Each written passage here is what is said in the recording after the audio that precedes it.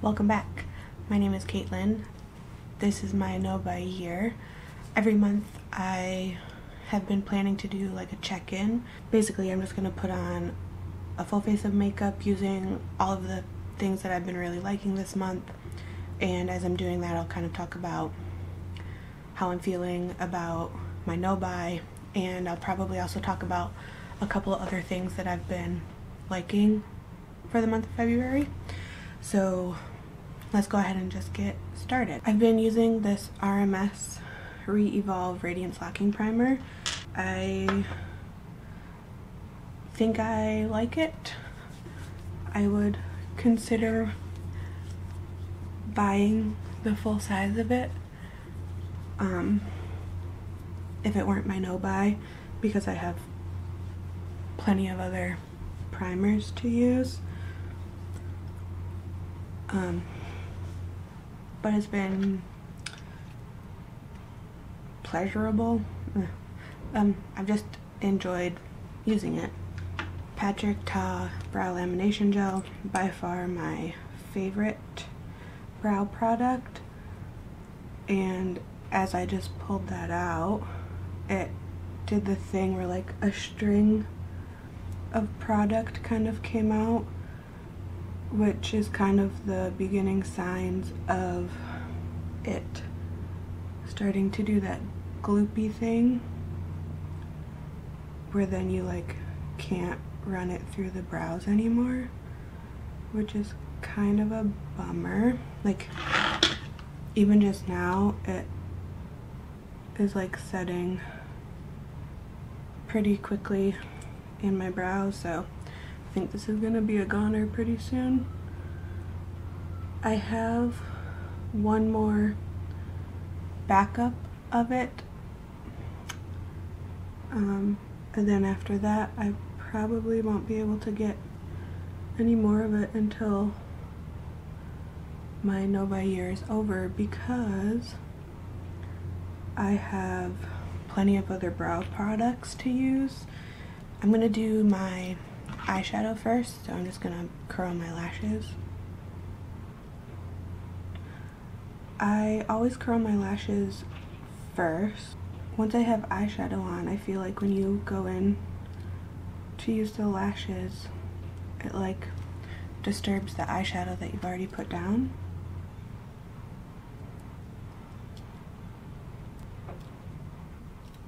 I'm gonna use the Nars eyeshadow base.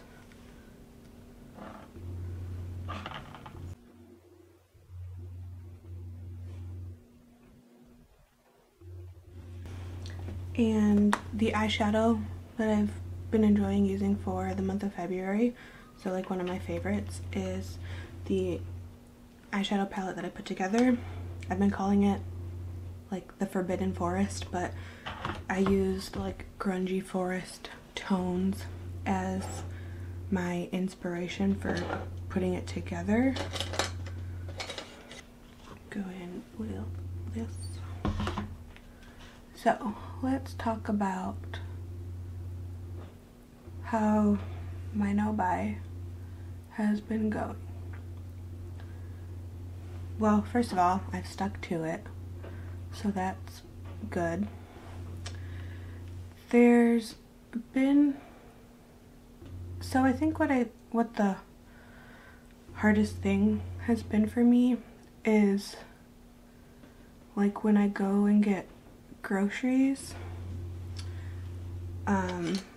you know, so I get groceries at Meijer. I'm sure it's like this at other grocery stores, but like on end caps of the aisles, they often have like things on clearance.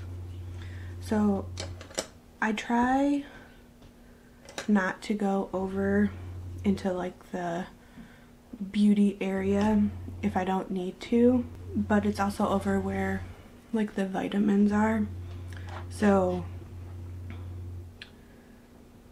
like if I'm over there and I happen to walk by the end caps, I kind of just see the stuff on clearance, like nail polish, and sometimes there's makeup on clearance, and like shampoos and conditioners and stuff, and none of that stuff is anything that I need. But like when I see it on clearance, it kind of makes me feel like I'm missing out on something, which I don't know, maybe that's part of where my overspending has come from, is I just feel like I'm going to be missing out on something. So another example of that is the Odin's Eye release, where they released the 3 palettes, and because they're like limited edition, I just like it just sort of makes you feel like you're missing out on something, because by the time my no buy is over, they won't be available anymore, which is totally fine, because like the last thing I need is more eyeshadow. But just because it's limited edition and knowing that it's going to be gone and not around or available forever, I think it just, I don't know, I'm sure I could like unpack that with a therapist or something, but like the FOMO, the fear of missing out, which, I don't know, I'm sure everyone kind of feels that way, but like you shouldn't really be feeling it for makeup, right? Like makeup isn't a necessity. It's something that I enjoy wearing and using and putting on. Like it makes me feel more of myself when I wear it, but like not having an eyeshadow palette isn't the end of the world, you know?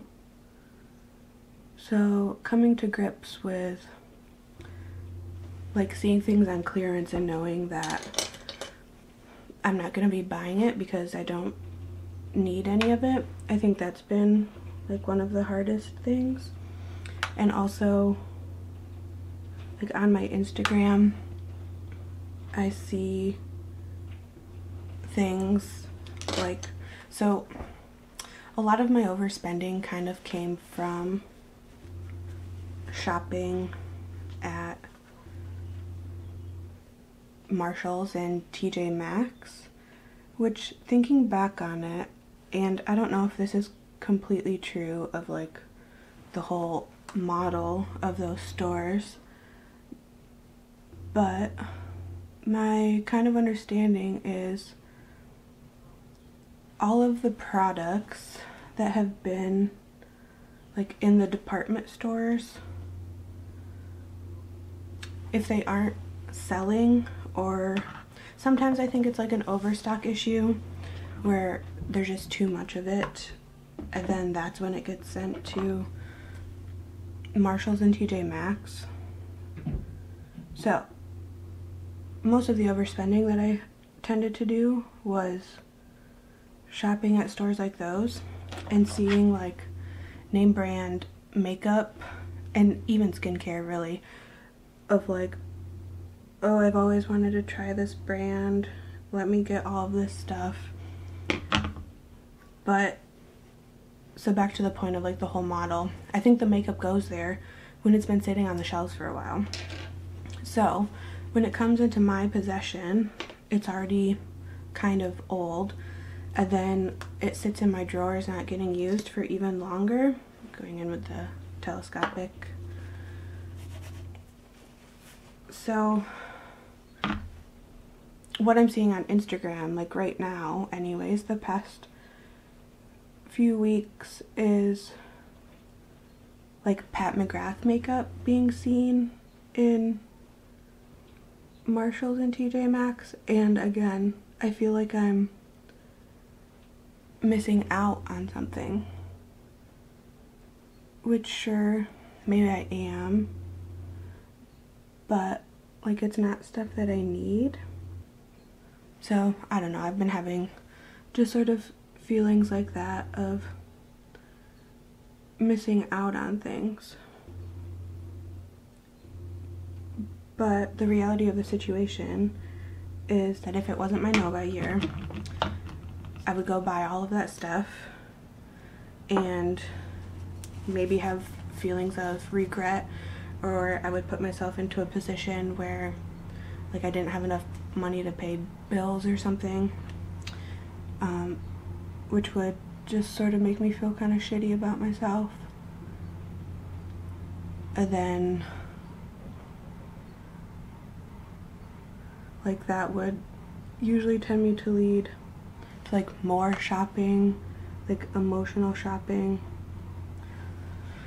I don't know, it's kind of just like a cycle, right? So I'm glad that it's my no-buy year because I can just already have in my head that it's a no. I'm not going to be buying all this makeup, which has kind of helped. So even though I feel like I'm missing out on something, like, I don't know, it's helped having an excuse kind of why I won't be getting it. So one of the foundations that I rediscovered, I guess, in my drawer is the Tom Ford Flawless Glow foundation. I've been enjoying using this one. It's actually like down to here. I think this is one of the only foundations that I've used this much of. So it's a little bit dark for me right now, so I've been mixing in some of the In Beauty face glaze.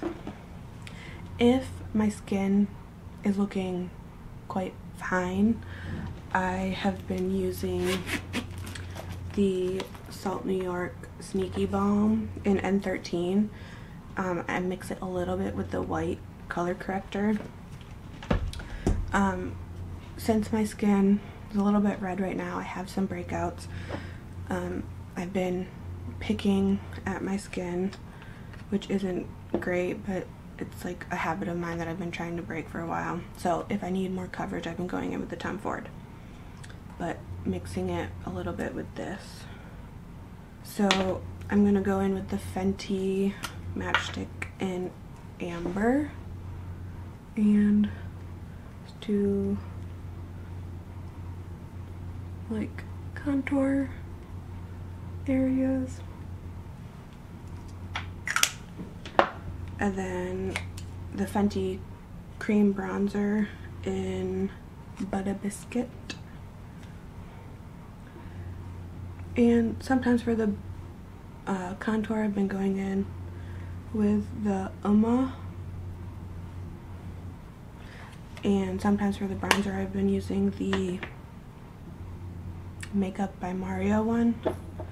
I've just mixed the foundation and the face glaze together and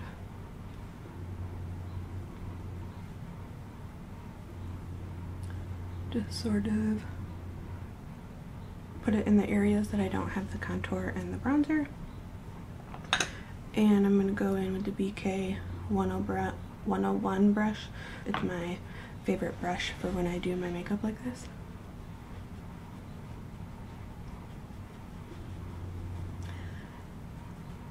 So, back to my feelings on my no-buy. So I've been having the feelings of like kind of missing out, but I haven't broken my no-buy. I've only had to purchase a couple things that I've ran out of, mainly like toothpaste, and there was that cream for like when I've been having my allergic reactions. So I feel like I've been doing pretty good about it. So like even though I feel feelings, like I've still been holding to my no-buy, which in the end makes me feel better than if I were to have broken the no-buy and like purchased something that I didn't need.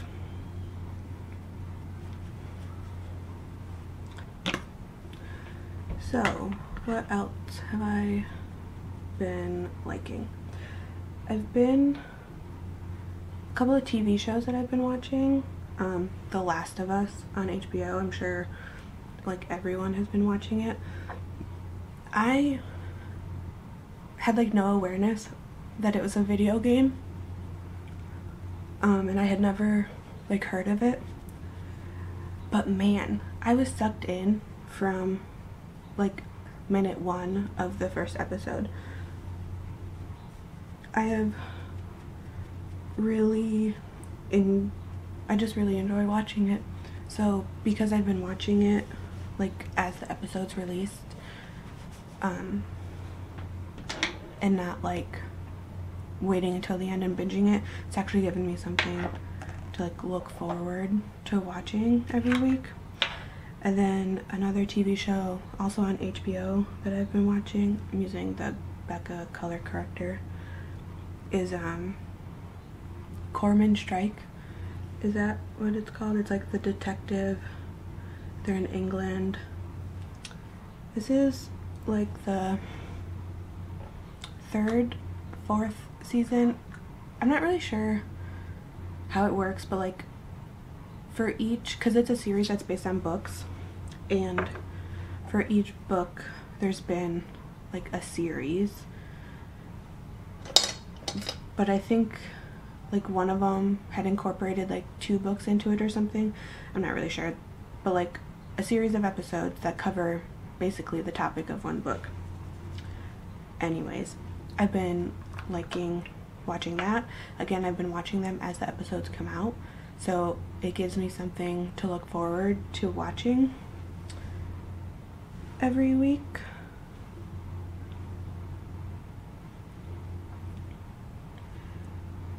I know it like just came out a couple days ago, but on Netflix, the Drive to Survive, the F1 series, I had like never even heard of F1 before that show came out on Netflix, and then just like on a whim I watched it one day and I was hooked. I'm like invested in who all the drivers are. So even though it's like not really something that I would have thought that I would be into, it's like hooked me in. And I realized that since it's a TV show, even though it's like documentary style, like they're coming up with a plot, or like they're creating drama where maybe there isn't drama, but it's been entertaining to watch. So I've been liking that. I'm going in with the Phytosurgence Fresh Fog, the Spectral Shine. And so that's kind of all the TV. Well, that's not completely true. So when I'm not watching new episodes of those shows, I had been rewatching The Vampire Diaries, just because it's like something that I already know what's happened. It's just something that I can have like in the background while I'm doing other things. So I've been rewatching that, and then I started watching the originals, which is like the branch off of that. I just started watching from the beginning, and now I'm into season 3. Like maybe I'm almost done with season 3, and I'm up to season 7, 6 of the Vampire Diaries. So those are just kind of shows that I can just have on like in the background, and like if I miss a few minutes of it or something, it's not a huge deal. This is the RMS blush in Maiden's blush. I kind of use this like as if it were a bronzer. Oh, the books that I've been reading, it is a series, what's it called?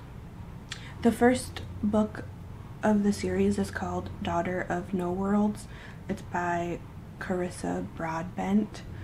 I am now in the 3rd book, like 2/3 of the way through, I have immensely enjoyed reading these. It's like, what is it? Fantasy, kind of. There's like magic involved. There's like a lot of world building. I've just really been enjoying it. There's like romance in it, but it's not like heavily focused on that. It focuses more on like the plot and like the conflict that's happening. So those have been really fun to read. They're on Kindle Unlimited. For my lips, I'm gonna use this Surrat automatic lip crayon in Celestine. I think I got this from one of the Beautylish Lucky Bags a few years back. I kind of just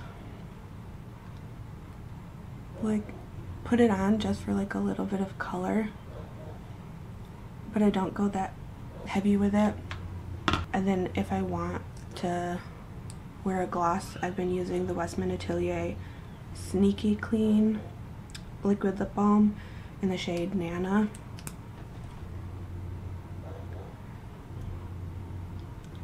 For my eyebrows, I'm gonna do the NYX Lift and Snatch in the shade Espresso. So those are kind of all my favorites and feelings.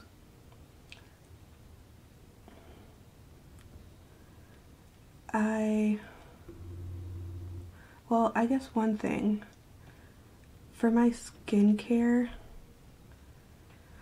I've kind of just been feeling super overwhelmed with the amount of products that I have to use. I have so many like things, like sample sizes, deluxe mini sizes,